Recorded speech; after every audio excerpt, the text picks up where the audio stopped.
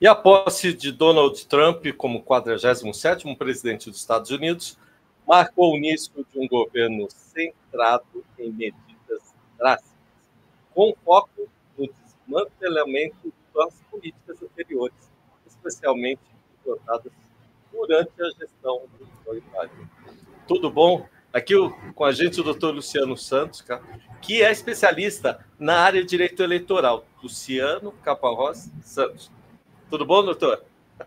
Tudo bem, Walter. Sempre um prazer poder conversar com vocês esses assuntos emergentes aí, importantes que acontecem na economia e na geopolítica mundial. Doutor Luciano, a gente assistiu agora na segunda-feira a posse, né, do Donald Trump, e ali no Capitólio, onde ele teve, né, aqueles problemas ali no passado por conta da temperatura, estava um clima de baixa temperatura ali nos Estados Unidos, fizeram lá no Capitólio, e imediatamente após toda a sistemática da posse, ele já, ao lado, começou a baixar medidas, né? E essas medidas que eu queria comentar contigo. Mas me fala um pouquinho dessa relação política, como é que você acha que está ficando Estados Unidos, mundo, não só o Brasil, primeiro o mundo. Então, o Trump ele tem uma política, assim como foi no seu primeiro mandato, ele tem uma política de isolamento. Quando ele faz o lema, né, Great America Again, é só América, né? É só América que vai ser grande novamente e o resto vai ser pequeno. A América tem que ser grande, e isso em detrimento dos outros, sempre. Né? Anexar o Panamá, a Groenlândia, o Canadá, o México, essa discussão toda, isso diminui os demais. Isso traz um isolamento para o Trump, que não é bom para os Estados Unidos. É muito bom você usar isso como campanha, fazer campanha, motivar as pessoas, trazer o nacionalismo, isso traz votos. Agora, na economia mundial, para você poder fazer essa articulação como líder mundial, e os Estados Unidos está perdendo essa posição, né? Você tem hoje a China numa situação muito forte, a própria Rússia e essa discussão toda, isso enfraquece o posicionamento como líder mundial dos Estados Unidos. E Trump vai ter que agora fazer os ajustes para articulação com os outros países. Agora, para o mercado interno, né, para os Estados Unidos, ele assumiu alguns compromissos, está cumprindo esses compromissos. E isso traz também consequências, tanto no aspecto jurídico, interno, né, da questão da democracia, do cumprimento das leis, mas também nas relações exteriores, seja com imigração, seja com a relação com os países, os conflitos, tudo isso traz um novo cenário. Nós já vivemos isso com o Trump, vivemos isso com o Bolsonaro no Brasil. Isso traz uma instabilidade que não é boa para o mundo, de que as pessoas têm que todo dia acordar e ver o noticiário e saber o que está acontecendo. Você não tem mais aquela tranquilidade de dormir todos os dias, de saber que amanhã será um outro dia tranquilo. Você nunca vai saber, com pessoas populistas como Trump, você nunca vai saber como será o dia de amanhã. Luciano, o senhor que já está com a gente há mais ou menos uns 30 anos, já faz aqui toda a consultoria das TVs onde a gente está, onde estamos, né? Eu estava vendo hoje o que ele tem de recurso, de orçamento para a gestão do governo americano. Eu fiquei até assustado, porque são 30 bilhões de dólares, né? Quer dizer, não, trilhões, perdão, 30 trilhões de dólares. A soma é tão absurda, né? Quer dizer, Brasil, acho que são 3 trilhões de reais. Eles têm para gastar com o país dele o que muitos países juntos não conseguem ter de orçamento, né? Diz que de exportação, os Estados Unidos hoje tem quase 10 trilhões em exportação. Eles estão se fechando, mas eles têm muito recurso, né? Qual outro país que tem tanto recurso assim, Luciano? Então, na verdade, os Estados Unidos, efetivamente, indiscutivelmente, é uma potência, tem toda essa capacidade, mas no mundo econômico, né, na geopolítica, você tem que ter essa articulação. né? Você está falando aí nas exportações e tudo isso é uma troca. Você faz uma troca, né? Você compra produtos, você vende os seus produtos, e nessa relação você tem que ter pelo menos uma relação amistosa com os seus parceiros, né? Você não tem outro país com essa capacidade, é a China, até pelo seu número de habitantes e pelo movimento que a China faz também. A China é uma potência e hoje é quem está fazendo a disputa com os Estados Unidos, né? Verdade. Eles investem no mundo inteiro, compram muita coisa, vendem muita coisa, então a China tem essa correlação de forças com os Estados Unidos. A China, com certeza, não tem preocupação com os Estados Unidos, ela consegue viver bem sem os Estados Unidos, porque vende para o mundo inteiro, todo mundo, em qualquer lugar. Você vai numa Medina, você tem produto chinês, você vai em qualquer lugar do mundo, tem produto chinês. Eles têm essa facilidade de distribuir e vender sem nenhum problema para todos os países e para todas as culturas. E os Estados Unidos é diferente. Os Estados Unidos vive protocolos, vive restrições, né? Tem uma série de restrições na comercialização dos seus produtos, na compra de produtos. Tem uma realidade diferente. Então, nessa relação, os Estados Unidos, quando se isola, isso traz prejuízo para o próprio país. Nós vamos ver como é que vai ser o desdobramento de todas essas relações, para que isso não seja prejudicial para os próprios americanos, né? Que tiveram nos 4 anos de Biden um problema com a economia não fluiu como se esperava. Realmente o Biden teve algumas dificuldades, mas não será diferente com o Trump. O mundo todo está passando, a própria China está passando um problema econômico, né? Uma retração. O mundo inteiro está nessa retração. No Brasil, a gente vê a dificuldade do governo Lula em conseguir resolver as questões econômicas, reforma tributária, todos esses problemas, é porque você tem uma retração no mundo todo. Então, vamos ver como é que isso vai se desenrolar com essa política de isolamento que Trump está começando já no início do seu mandato, e com essas bravatas todas, essas questões aí de ameaça aos outros países, como é que isso vai se desenvolver. Deixa eu só te dar uma boa notícia. A gente agora aqui na TV, a gente está com a São Paulo TV, está com a TV aberta de São Paulo e agora voltando ao TV. Então, fiz uma micro-rede de televisão, estamos falando aí para diversos públicos. Deixa eu citar alguns pontos. Bom, você teve em todos com a gente, está congregando todos agora. E deixa eu te dizer, por exemplo, a questão da imigração. Ele ontem falou que ele vai declarar emergência nacional na fronteira, né, sul, né, aquela que dá com o México, né? E aí vai fazer maior limpa, que foi na tradução ficou mais ou menos assim, limpa de imigrantes ilegais, e ainda taxa eles como meliantes, né, que estão nos Estados Unidos. E isso seria assinado até segunda-feira. Bom, eu sei que a gente está num outro país e tal, mas legalmente, será que a ONU, ninguém vai se despertar em cima disso? Quantos que têm filhos, estão trabalhando ali, já estão próximos a tirar o green card? Tem alguns que estão ali fazendo o processo do green card. O que você acha?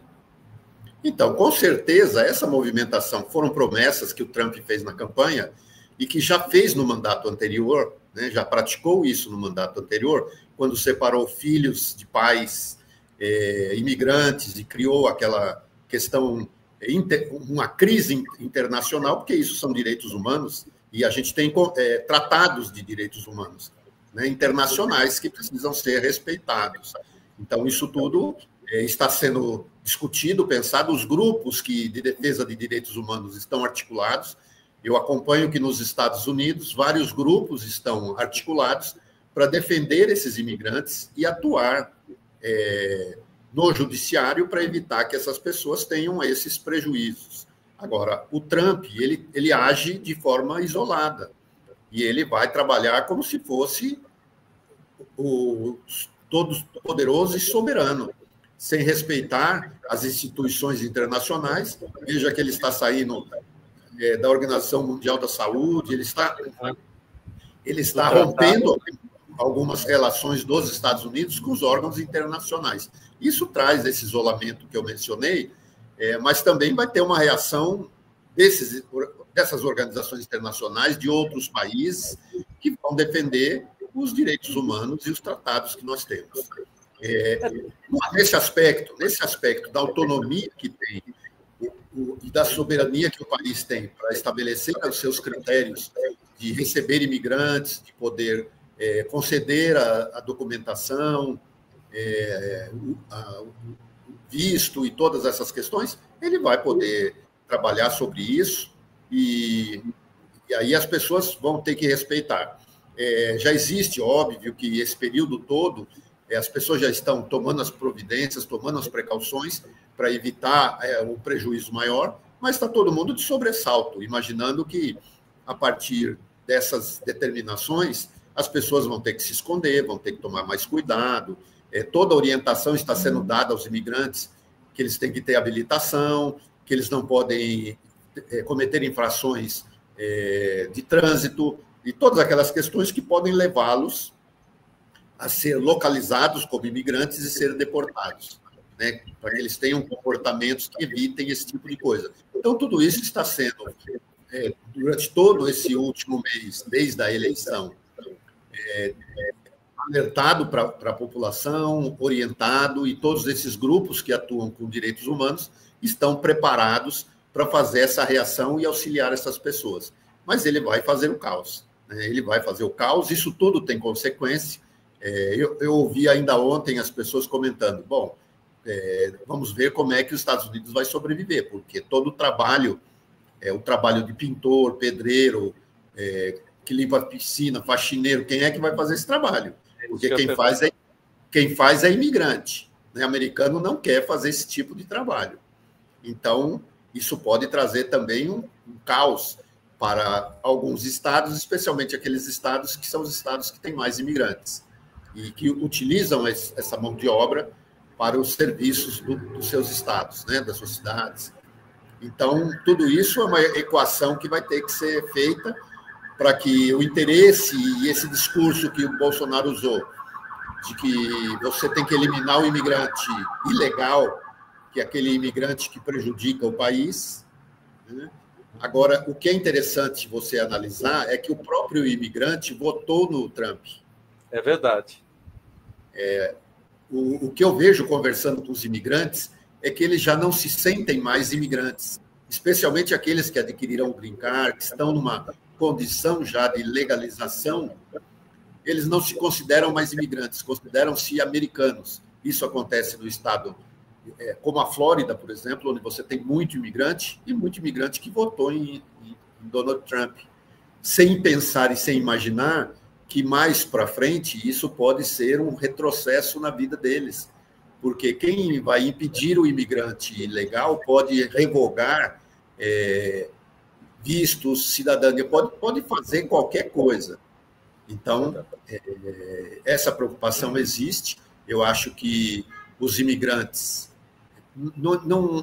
nós temos esse problema na Europa, quando você vê os imigrantes tentando entrar na Europa, de todas as formas, porque o imigrante é aquele que busca uma vida melhor e vai buscar em todos os lugares, né? É verdade. E isso é um direito universal, todo mundo circula para todos os lados. Como é que a América foi constituída? A América foi constituída por imigrantes. Né? Então, irlandeses lá, né? Irlandeses, nos Estados Unidos, maioria é irlandesa. Então, exatamente, irlandeses, os ingleses. Então, essa é uma situação que fere direitos internacionais e tratados internacionais. Mas tudo isso vai ser no dia a dia, a gente vai ter que ir cuidando e acompanhando para ver os desdobramentos das medidas que o Trump está adotando em resposta aos compromissos que ele assumiu durante a campanha. Vamos falar de liberdade de expressão, porque aí tem um detalhe aí, quando o Elon Musk vai lá na posse dele, né? Ontem eu ainda vi fotos assim, eu vi a saudação dele, não é a saudação, né? Não vou dizer dessa forma. Ele levantou a mão, né? e alguns jornais colocou assim, um questionamento sobre uma saudação nazista, né? Também eles talvez floreiem um pouco. Mas, na verdade, a gente tem uma briga aqui com o nosso ministro, né, o Alexandre de Moraes, com a questão do Elon Musk, né? E ele estava lá na posse, assim como várias pessoas, influenciadores da internet, ali do lado do Trump, né? Como é que você acha que vai se dar isso? Por exemplo, o TikTok está sendo avaliado se vai sair ou não, se a empresa americana vai comprar o TikTok nos Estados Unidos, que são chineses, e as outras mídias, que nem a Meta, já disse que não vai fazer triagem de fake news, verificar, né? Isso tudo antes do Trump assumir, né? Você acha que vai ser um pelotão desse pessoal trabalhando junto ao governo? O Elon Musk, ele virou, acho que ele está com cargo, né? Secretário de alguma coisa, não me lembro se era secretário de comunicação, alguma coisa assim. Sim. Então, o Musk tem cargo de confiança do Trump e ele vai atuar junto ao governo. Veja, você pega as pessoas mais poderosas, e aí o Musk é uma dessas, né? É uma pessoa muito poderosa, não precisava de cargo e nenhuma participação, e ainda dá para ele um cargo dentro do governo e abre os espaços para que ele possa atuar. E isso traz um risco à soberania americana e de todo mundo, porque essas plataformas, essas big techs, elas têm um poder enorme no mundo inteiro. Eu acho que aqui, no nosso caso, o Elon Musk perdeu. Ele teve que se dobrar à legislação brasileira e perdeu. Ele tenta agora, através dessa liberação que o Trump promete, porque, como nós sabemos, os Estados Unidos têm um posicionamento diferente sobre a questão da liberdade de expressão. A própria Constituição americana tem estabelece uma liberdade de expressão diferente do que os outros países, né? Isso tem um lado bom, porque permite que todo mundo possa se manifestar. Agora, isso exige também que você tenha, primeiro, uma cultura diferente, onde tem um respeito às leis, uma cultura onde o judiciário é respeitado, diferente de situações que vivem em outros países, onde você não tem essa cultura de cumprir regras, né? É um exemplo clássico. Eu sempre cito que quando você vai entrar nos Estados Unidos e eles te perguntam se você é terrorista, se você tem bomba e todas essas coisas, que parece ridículo, não é ridículo, porque os Estados Unidos têm a presunção da verdade e da boa-fé, porque a pessoa não pode mentir. Se a pessoa mentir e for comprovado, isso é um crime, e é um crime grave. É diferente no Brasil. Você pode mentir num processo para você não se comprometer, na sua defesa. São culturas diferentes. Então, isso que a gente precisa sopesar. O americano, ele cumpre a lei, ele fala a verdade, porque se ele não fizer isso, ele tem punições graves e severas. Aqui no Brasil, você descumpre a lei, não cumpre, você pode mentir, e isso não tem consequências. Então, quando você tem plataformas onde você pode falar o que você quiser e fazer o que você quiser, você tem que pensar que os países têm culturas diferentes, leis diferentes e cumprimento diferentes.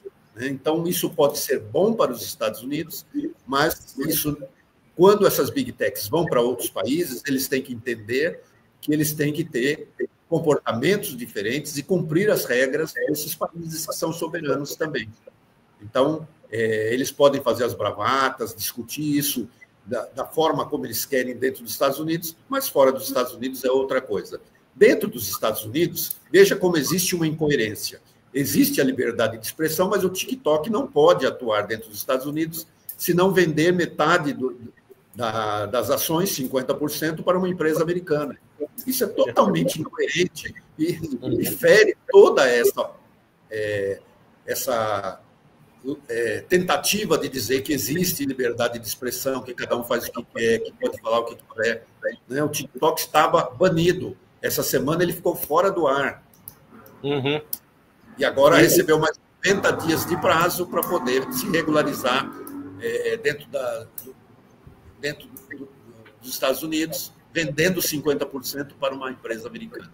Então, essa hipocrisia americana de dizer que existe liberdade de expressão, desde que tudo seja como a gente quer e que as coisas funcionem como nós pensamos. E essa determinação foi do governo Biden, né? Ainda, né? Já estava ali atrás, né? Sim. Você sabe, outra coisa... Veja, pode falar. Veja que não faz diferença. Pode ser o Biden, como pode ser o Trump.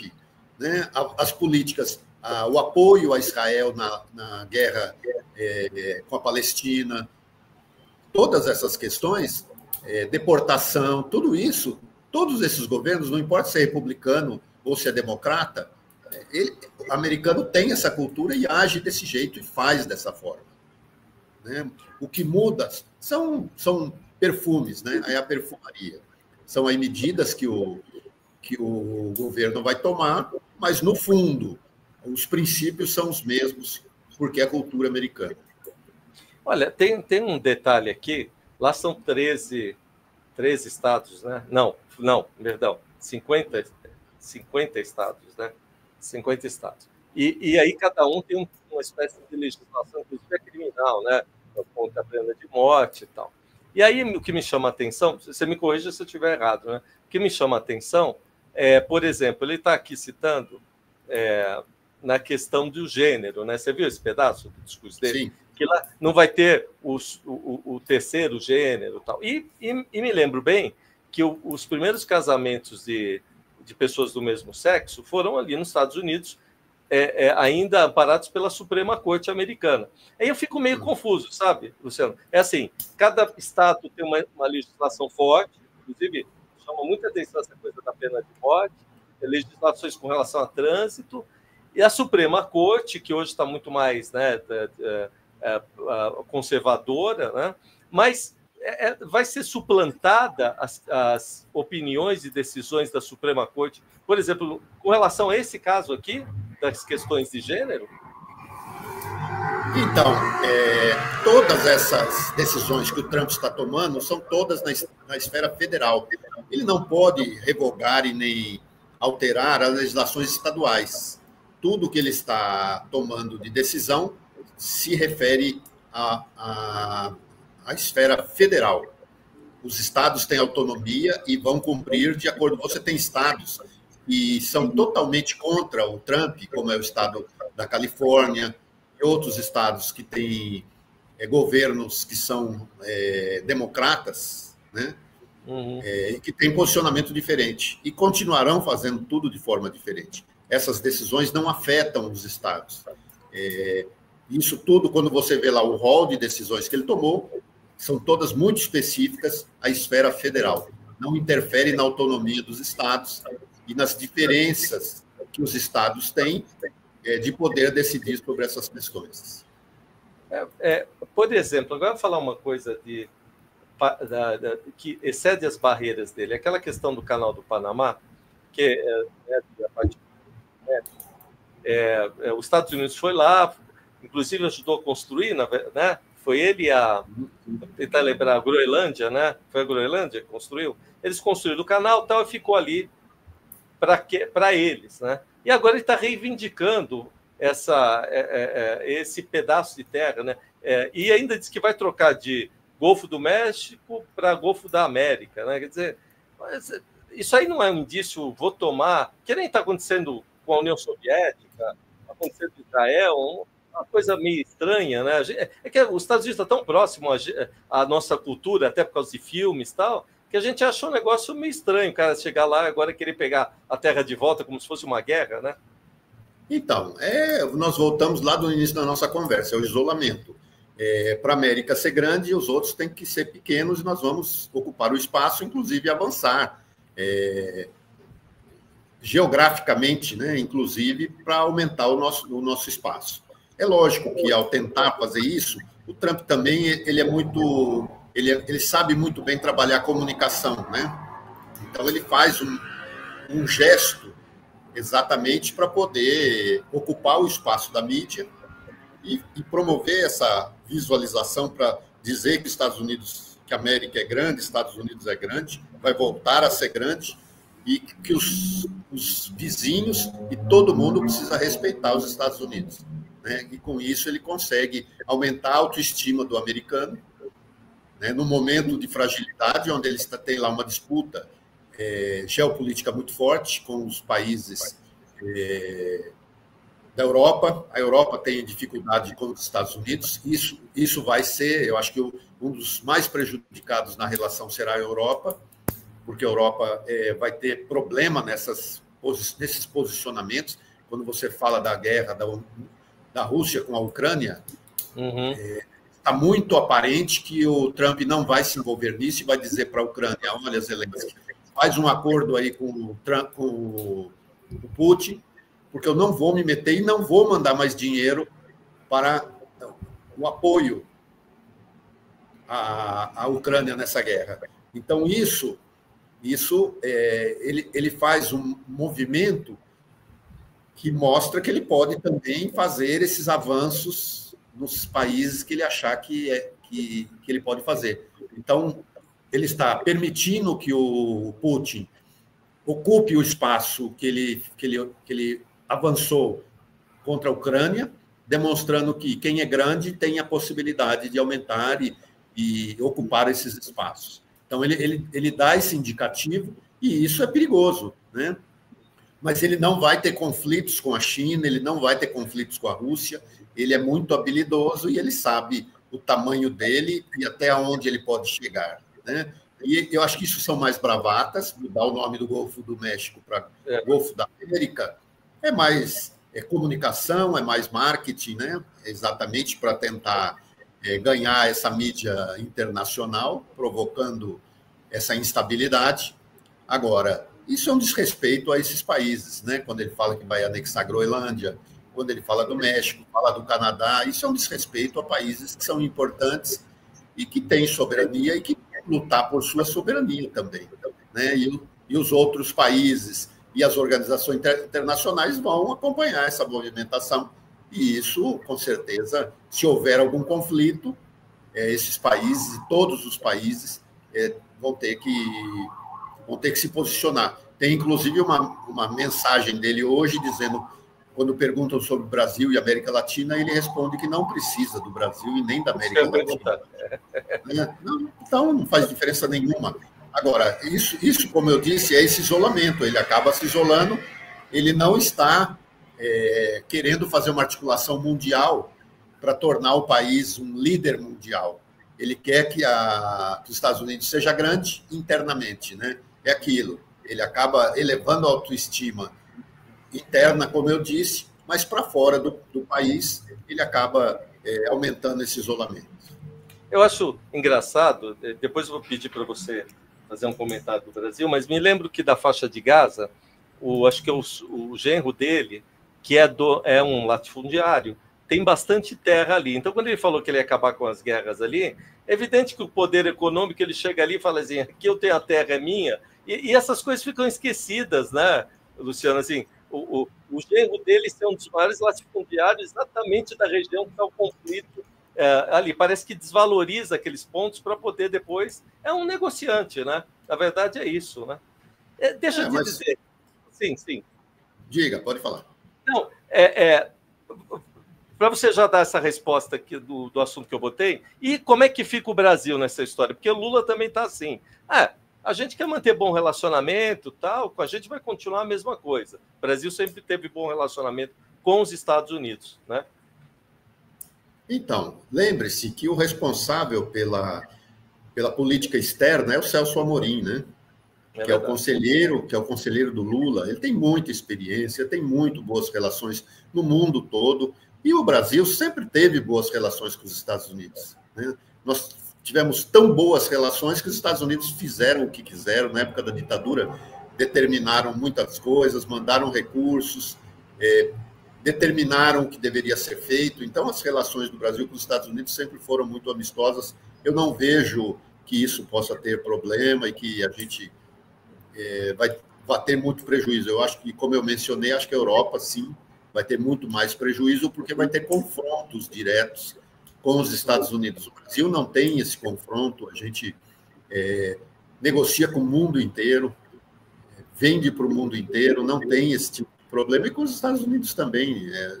As relações internacionais vão continuar. Veja que a Argentina eleger um presidente totalmente diverso do posicionamento brasileiro, e a relação continua, porque os países têm interdependência, né? A gente tem negócios, então os negócios internacionais não são afetados.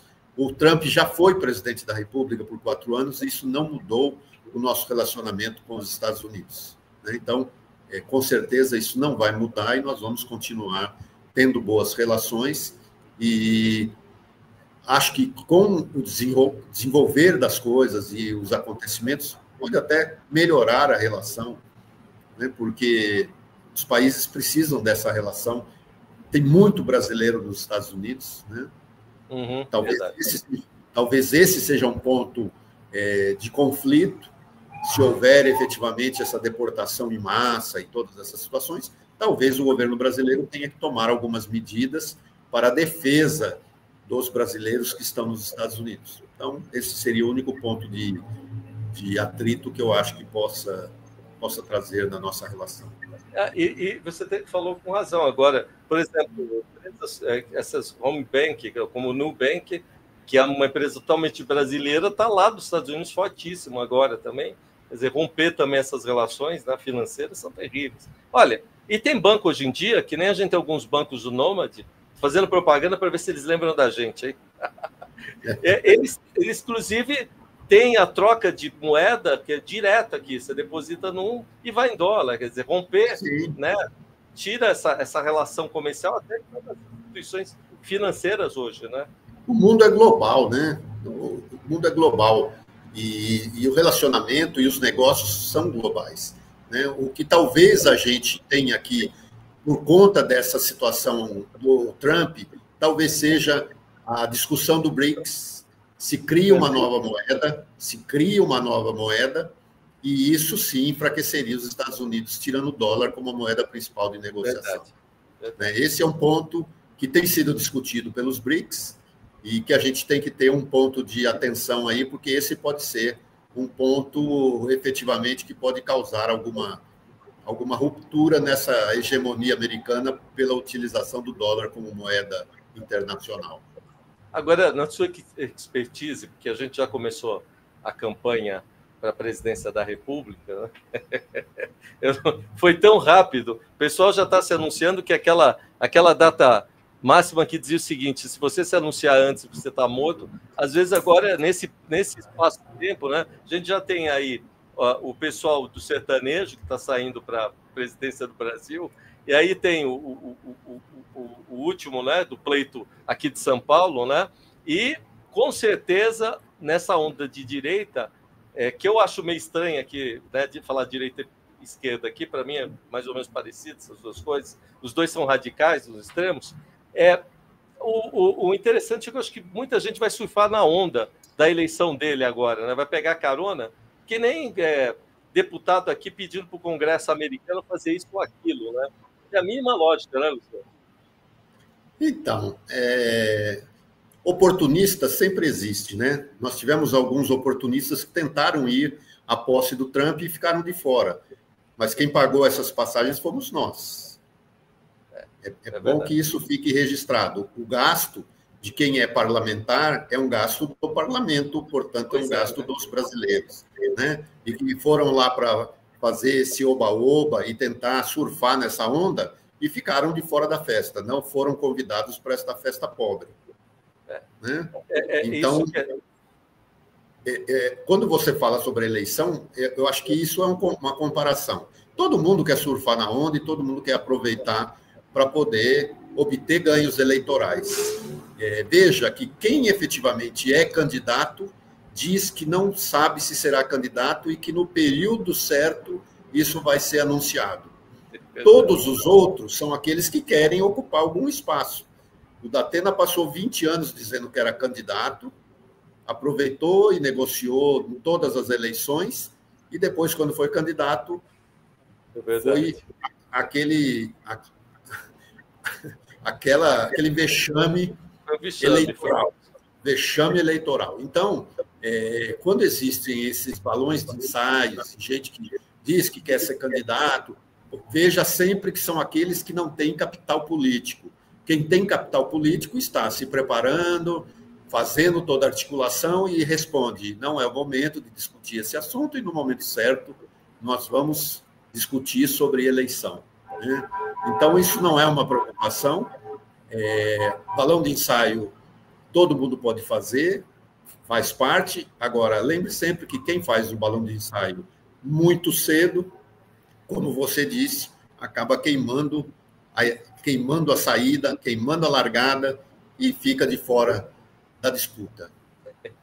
Bom, Luciano, a gente já fechou aqui. Queria agradecer, né? Agora a gente está nas 3 emissoras. Né? Faltou uma coisa. Fale. Não deixemos faltar.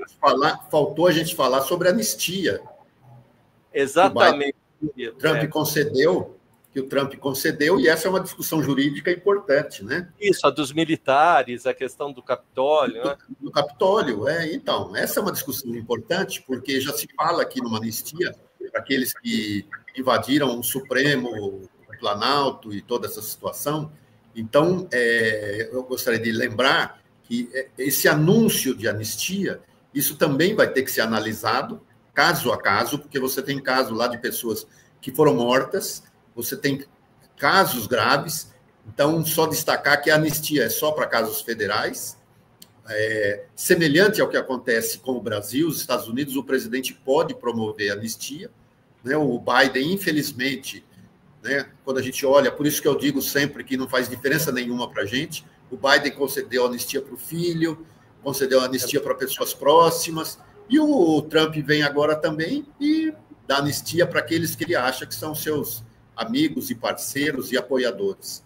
Né? Então, isso tem limites. Nós tivemos um caso que o Nixon deu anistia, o Ford deu anistia a Nixon por causa do Watergate, e isso houve uma discussão muito grande no Congresso, porque tem limites, não pode ter abuso de poder, tem algumas limitações quando se concede essa anistia. Nós tivemos aqui no Brasil o caso do Bolsonaro, que anistiou Daniel Silveira, e que depois o Supremo anulou essa anistia. Então, no caso do Brasil, a gente tem mais limitações, não pode ser crime hediondo, tem uma série de restrições para conceder anistia, é coletiva, não é individual, tem todas essas questões. E no caso americano, isso vai ter que ser discutido também, porque, como eu disse, tem casos lá de pessoas que morreram durante os ataques, né, o golpe, dessa invasão ao Capitólio. Então, esses casos também serão analisados, o próprio Congresso e o próprio Judiciário poderão ser acionados para impedir que algumas dessas questões possam ser revistas. Mas, infelizmente, traz um recado de que você pode ser baderneiro, você pode descumprir a lei e que você vai ter uma anistia depois. Isso eu acho que, para o caso americano, é muito ruim. Como eu disse, o americano tem a cultura de cumprimento da lei, tem a cultura da verdade, da boa-fé. Então, eu acho que isso, para os Estados Unidos, não é uma boa coisa.